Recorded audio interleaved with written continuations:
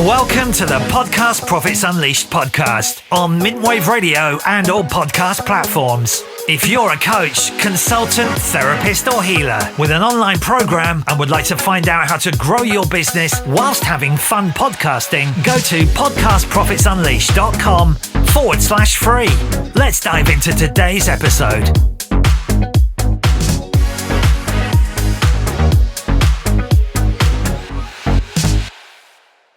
Welcome to the show, and today we have Bob Cotton, and he is a business coach and consultant, and today we're going to be talking about how to make technology work. I'm your host, Karen Roberts, helping coaches and consultants just get their message heard to those who need to hear it through podcasting. So Bob, he helps executives, leaders, managers who are struggling to make technology successful for their business, their customers and their teams. Now, he's had decades of experience delivering digital transformation and leading technology and consulting businesses. He is also a fellow of the Association for Coaching and an ILM7 executive coach. So welcome to the show, Bob. Thanks, Karen. It's great to be here. Thanks for having me. And so what inspired you to help people in business, anybody in business, deal with the technology? Yeah, it came about, I fell into technology by accident. I had a job, I was working in the logistics space, and they were relying on technology to get product to customers. And things would go wrong, and customers would be very unhappy, and they would be very loud, and they'd be very complaining, and they would be stressed, as would be the people who are trying to deliver the technology to make it work, and the people who are trying to use the technology to satisfy the customers. And so I fell into the middle of solving those kinds of problems. And that was my introduction to technology. Previously, I avoided it like the plague. And I subscribed with the view a lot of the business people had at the time, which was it was a necessary evil. We have to have it, but we don't really like it. And now that was a long time ago, as you alluded to, my decades of experience. And then along the way, it's just been helping people along the way, because I found I could do that. I could see the problems from all different sides and bring people together to help try and overcome them. So that started out with running technology solutions, and then it was running consultancy projects, and then running consultancy businesses and product businesses. And I just enjoy the problem solving. I enjoy the helping people. I enjoy making technology do what it's supposed to do for a business, if you're selling it or delivering it, for customers who rely on it, and for the people who are involved, because when it doesn't work, it's really painful. Yeah, sure. And I think there's a lot of people that they get overwhelmed because we live in such an age where there is so much out there. It's just, where do you actually start? Because we are just bombarded with all this stuff. And for a lot of people, they get overwhelmed with tech, right? Yeah, they do. There's a great example just the other day. So I've just moved house, needed to change my insurance. So I tried to talk to somebody, couldn't talk to somebody, had a chat bot I had to speak to. And it took me 10 minutes and it was okay. My wife had to change our broadband connection. She couldn't talk to anyone, had to talk to a chat bot. And the broadband company is a big international brand. And she was on the phone with a chat bot for a day, 8 hours. And they said, you just have to be there. We'll come to you and we'll update you, but make sure you stay online. And of course it dropped, and then they came back. And that was just to cancel and change your broadband. And so you've got technology, same technology deployed in two totally different ways as far as the customer is concerned. And I'm sure the people who implemented it thought, we're doing the right thing. We're going to give a good service. We're going to give more, and all those great ideas. But the execution is just unfortunate. And it's just, people would have been overwhelmed. They'd have been rushing to put it in. And then me as a customer, I'm like, what do I do? Yeah. And that is the issue. Like you say, there's nothing more frustrating when you want to do one thing and you can't get hold of the company, and these chatbots. Yeah, they're not understanding what you're trying to say. I always think, I just want to speak to a person because I can't explain in a little message. And yes, it's getting more and more frustrating. So for you, how do you overcome all these challenges? What's your process? How do you help businesses get the right technology for them that's actually going to work? Yeah. So for me, the process I have is shaped over all the years of experience I've got. And it begins with sitting down with the person who's delivering the technology. And that might be selling it into the marketplace. That might be running a transformation program, whatever. And just get them away from the laptop, the phone, find a quiet space and just talk about what are they trying to do? What are they trying to achieve? What are they trying to accomplish? And then how is that actually working for them? What are the challenges that they've got? What are the problems? And then ask them, and what else? Because the first set of answers will be, we're behind schedule, my boss hates me, my vendor is terrible. Then the second set of questions will be, in that quiet space, will be, actually, I'm maybe a bit overworked. Actually, maybe my team could help me more. And start to unpack. And from that, you can create a set of priorities and a set of perspectives and a set of behaviors and start to work through what small changes people can make that will have a big impact on their outcome and what they're trying to do.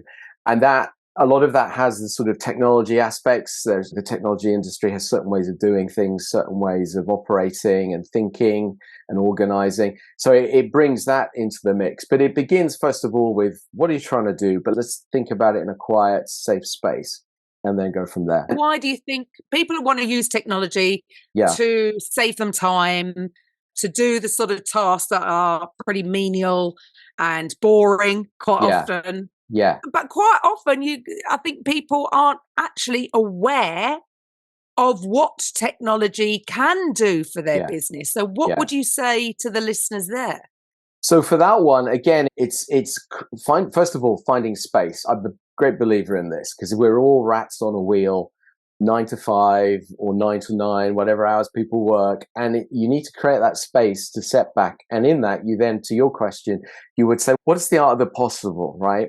Tell me what you think technology can do for your business and get them talking, thinking about that. And then bring in references and use cases from other industries or my own experience to say, actually, that's a great foundation, but you could go further and you could do more. And here are the pros, here are the cons, here are the risks, and just get their ideas stimulated. And it's just a thought process. And it might be, and it often is, that out of that will come a set of ideas or aspirations, which might be, we're not going to do that all overnight, but there might be 2 or 3 things that we could do in the next 3 months or next 6 months that will make a massive difference to what we're trying to do, to our customers, to my team, to my business. So let's focus on those 2 things and then let's work through that and how to make those work. And then maybe in time we'll do more. So it's again a process of being there to support and advise. Ultimately, it's their decision, it's their business, it's their customers, it's their people. But it's just helping them make more informed decisions. And a lot of that information is data driven, right? What have other people done elsewhere? And not the hype, not this technology is shiny and sparkly and will make a massive change in your life. It's actually, no, this has actually worked. People have actually done this, and this is the value that they got from it. And what do you think? What is the big difference? What is the big promise that technology can bring to a business? I think the big promise is that technology will deliver a value of some kind, a differentiated value, which could be efficiency, could be customer experience, could be time to market. It will deliver this value that will be transformational. So it will take your business from where you are to a completely different place, new profits, new revenues, new markets, and new customer experience, all this stuff, a new, better experience for people inside your company. All that is what it promises. And a lot of the time it will do that if you go about creating the conditions, thinking about what you really want to do, not run before you're walking, being realistic and honest about your capabilities, how much you can afford, and what you really need. Then you can deliver those things. But often people are under pressure. They don't think those things through. They don't have the time or space to do that. And the result can be that they ski off piste slightly. And then technology doesn't offer quite as much value as the promise. And that's often the situation I find myself in, or I have found myself in over the years, helping people unpick that. And a lot of what I try to do now is to help people avoid getting into that situation in the first place.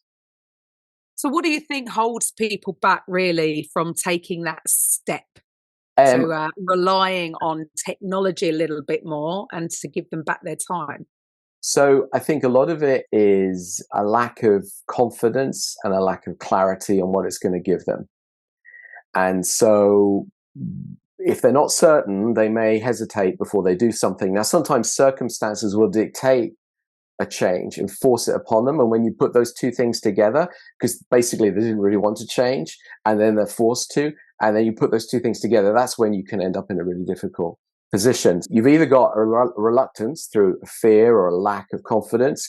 And then the second is when you're forced to do it, it's a kind of, oh my God, we need to get on with this. We need to move at pace. When actually a more measured and thoughtful approach will probably deliver a better outcome for what you're trying to do.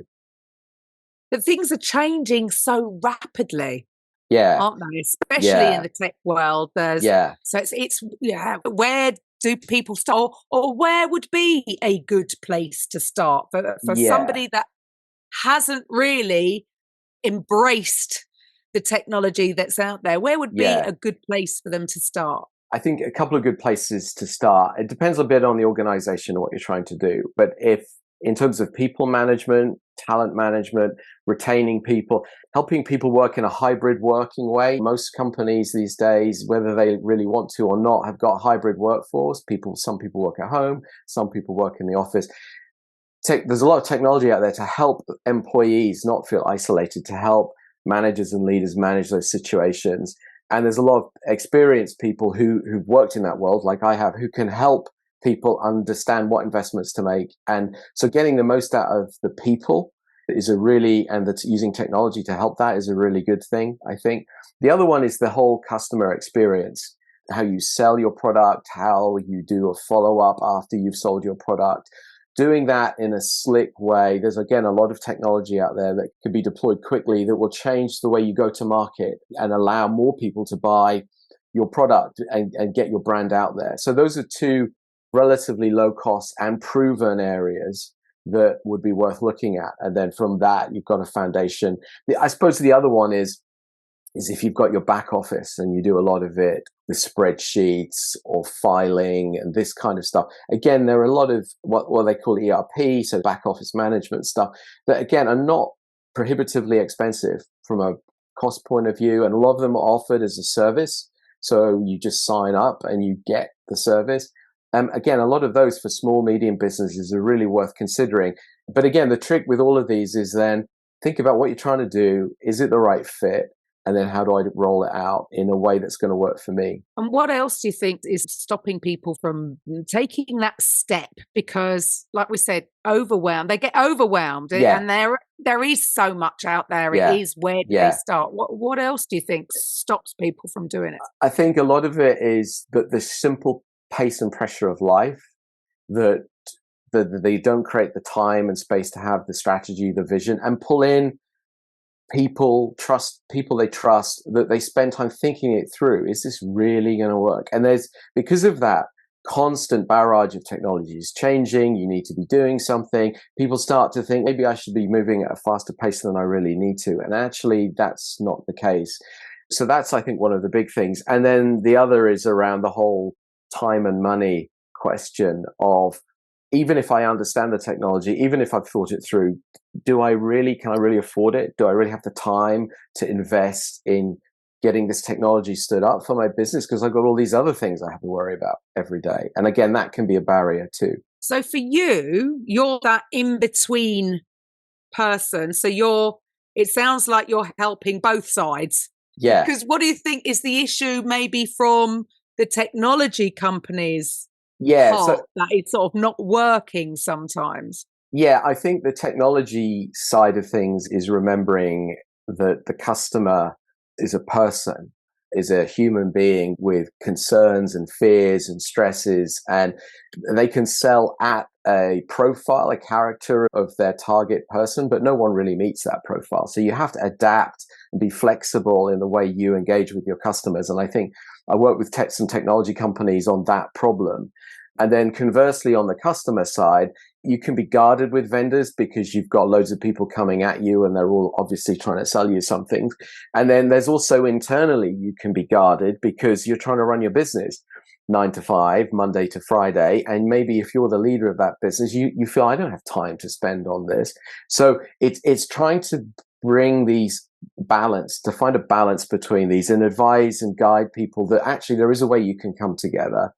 It's a kind of negotiation, really. But ultimately, it's driven by what the customer needs and what the customer wants, the business wants, and getting that right in your mind, and then putting the conditions around that for the customer and for the technology company. That's the trick. And out of that, then something good can come. And do you think the problem that I've seen personally when you take on certain tech and you're just left, there's no real talking you through it. There seems to be a real lack of that. It's like you grab it and you're just expected to know exactly what it can do. And do you find that many people might even have tech and they're not utilizing it properly because they don't know about all the moving parts? For sure. So this whole move to cloud technology, which it delivers technology faster and it's cheaper and it's fantastic. And I've worked on loads of projects that have delivered real value. But the thing you notice in that, with all the vendors, this isn't about any vendor, there are two trends really.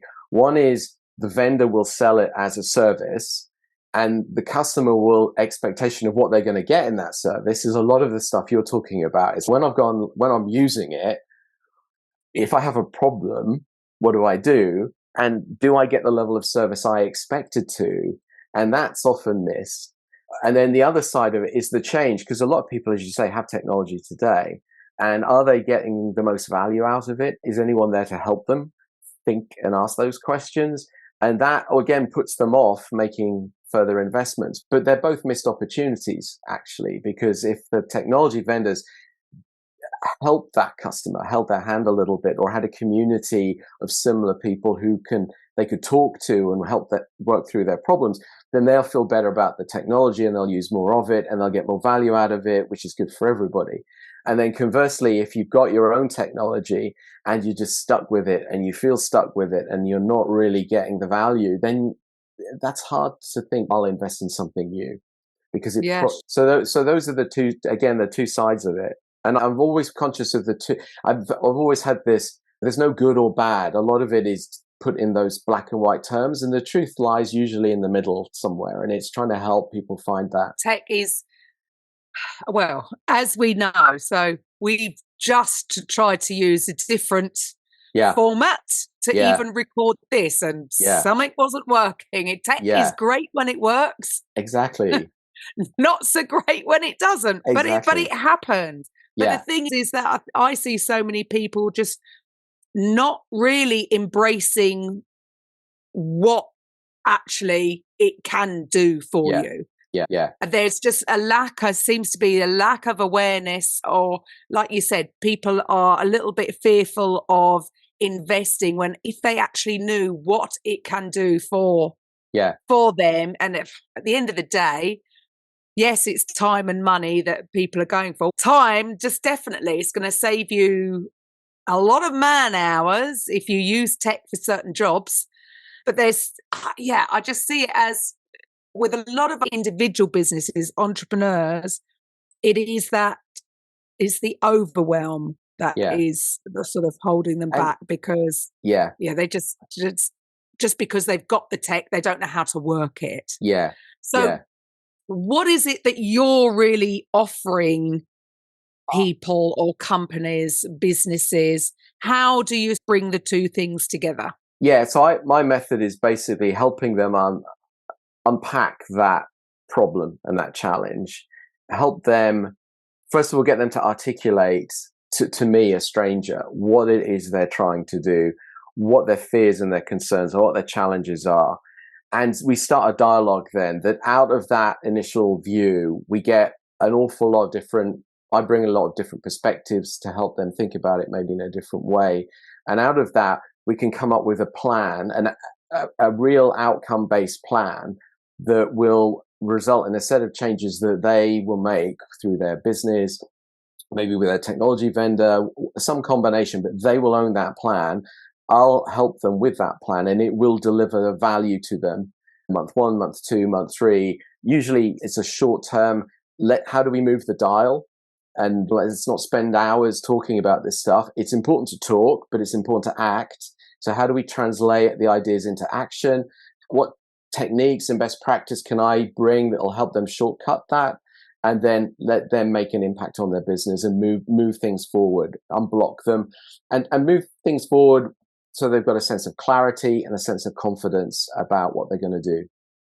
So it sounds like, from what you're sharing there, is for those who are a little bit wary and they are a little bit overwhelmed and maybe unsure of the setup process, to have someone like you to actually take them by the hand, really, so that they aren't just thrown in the deep end and left to figure it out themselves. Is that what that is? Yeah, it's those people, and it's those people who have already jumped in and are thinking, I could really do with some help to swim to where I want to be.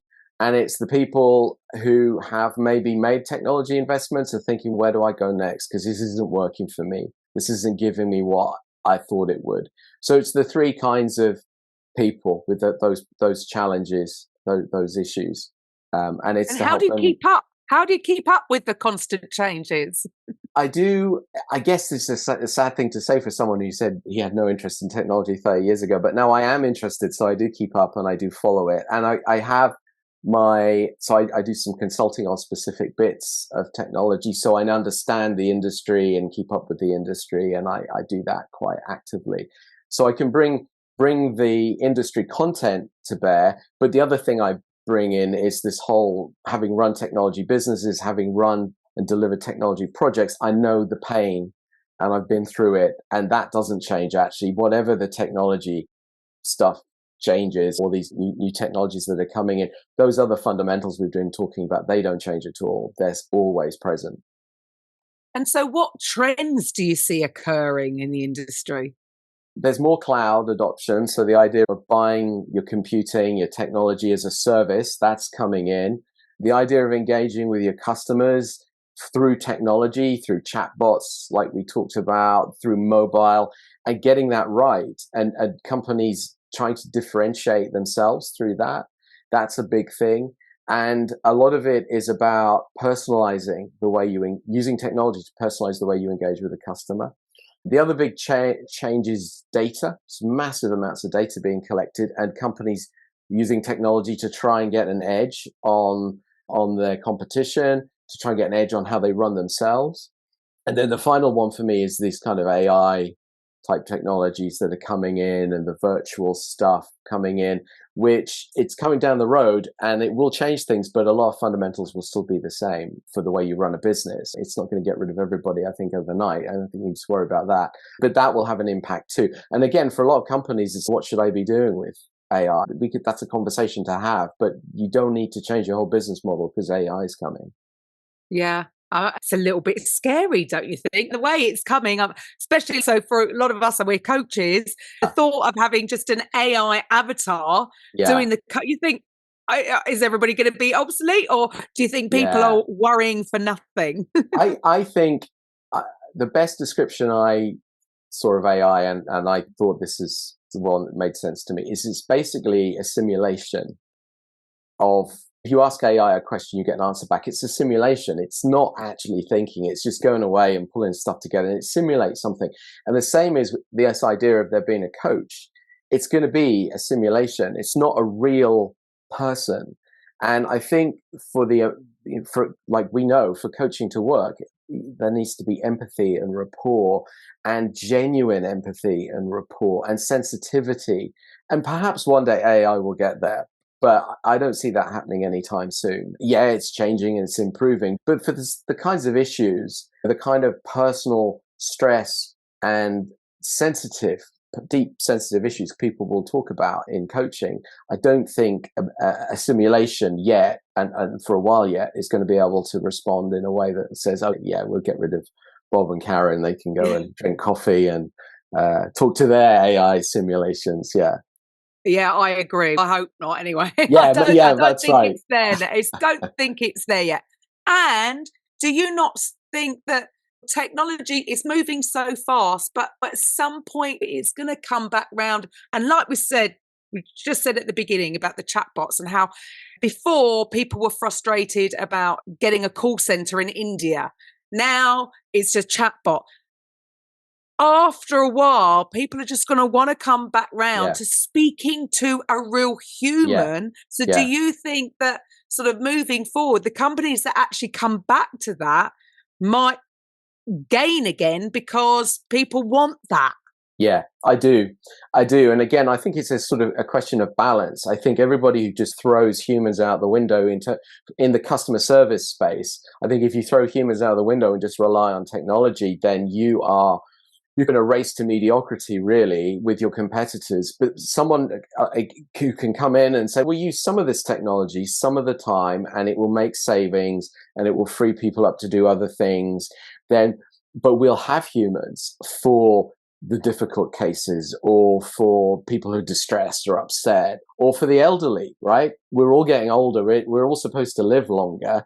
But I love my mother very much, but she's 83 years old and isn't going to really engage with a chatbot terribly well. Companies who are sensitive to the demographics, to the needs of the customers and have a balance, I think that is what people will want. I don't think we'll ever go back to just people. No. But I think it should be, I think the end point will be a mix, some kind of mix. And it'll vary by industry and geography, that kind of thing. Yeah, I agree. I think that's what people are missing is that, yes, tech is fantastic and I wouldn't be able to run my business without it. Yeah. However, having that personal touch, and then I suppose people could charge higher premiums. Yeah. They're having the personal touch, but having that balance, combining it, and utilizing AI definitely has its uses. And yes, it's quite, where are we going with this? It's going to be an interesting year. I think the next few years are going to be really interesting, especially like you see technology coming into healthcare and the way we engage in the healthcare, just talking to your GP or booking a GP appointment or finding information, that's going to be more technology. That's going to be a big change for people. And that could bring so much value to the NHS, to people. But yeah, huge transformations ahead. And so that's why, I guess that's what keeps me energized, is that these problems of getting technology to work for people and for the organizations that use it, the organizations that sell that technology, that problem is so big for all of us over the next 10, 15 years. And helping get that right is great.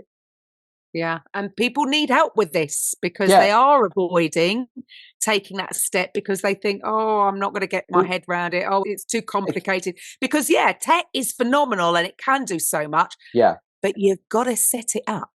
That's in your business. You're not running a technology business. You want technology that will work. You're not a tech expert. You shouldn't be a tech expert. They're offering this stuff to you to work. It should work. And that's the same for many businesses. If you're manufacturing or services, that's what you do. You didn't come into it to be a tech expert. So it's quite natural that people feel uncertain. And that's just where you get help. And everybody's been there.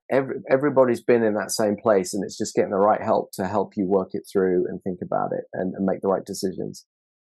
Yeah, so don't be scared by it. So the listeners are out there that are thinking, okay, I've been putting this off. I know I should take that step. What should the listeners do next? I guess there are two things I would say to anybody who's confronted with this kind of problem is every week, carve out some time, maybe an hour, maybe two, whatever your schedule, but at least an hour every week. Turn off your phone, turn off your laptop, find a quiet space. That might be on a train. If you're commuting, it might be going for a walk on your own, and just spend that time thinking about your technology problem and just spend some time on that and do it 2, 3, 4 weeks in a row. And that process will help you think about it in a different way. You'll think about yourself in a different way. You'll think about the problem in a different way, and you'll get new insight and you'll get new clarity, and then do something with it. Go and find someone you trust and start to talk to them about it and use them as a sounding board. And out of that, try to come up with an action plan that will move you from this state you feel in at the moment where maybe you're not feeling you're right, making the right decision, or you're hesitating on a decision, or you're under stress. to a place where you want to be. That would be the one thing. And everybody can do that. And it really works. But you have to completely detox from technology when you're doing it. You don't want your phone. You don't want anyone talking to you, calling you. Just create that space for yourself. Fantastic. And if they would like to maybe have a chat with you about what you can offer, what should they do? I've got a website. I think you've got the details of that. And just there's a button, click on it, and we can have a free 45-minute chat. No obligation. It's just a chat to help people and just talk it through and go from there. And if they're just listening and they can't see the notes, yes. What's your website? It's robertcotton.coach. robertcotton.coach. Fantastic. So it's going to save you time. It's going to increase your profits. There are so many pluses to bringing technology into your business, wherever you're at, really. It's just finding the right fit for you. Yeah. So come and speak to Bob and see what is available. Maybe people don't even know what is available, and they might not be aware of how it can actually help them save time and increase their profits. So it's, go and have a chat with Bob. Thank you so much for your time today, Bob. See, we had issues in the beginning, but we got it sorted. Yeah. So there you go. Tech doesn't always run perfectly. However, almost never. However, we wouldn't be without it. Absolutely. We wouldn't be without it. Thanks, Karen. Thanks so much. Thanks to all the listeners for spending the time. Thank you. And I'll be back next week with Podcast Profits Unleashed podcast. Bye for now. Thank you for listening to today's episode on the Podcast Profits Unleashed podcast. If you're a coach, consultant, therapist, or healer who would like to drive sales whilst having fun podcasting, head over to podcastprofitsunleashed.com/free and find out how you can turn your podcast into a sales machine. We'll see you on the next episode.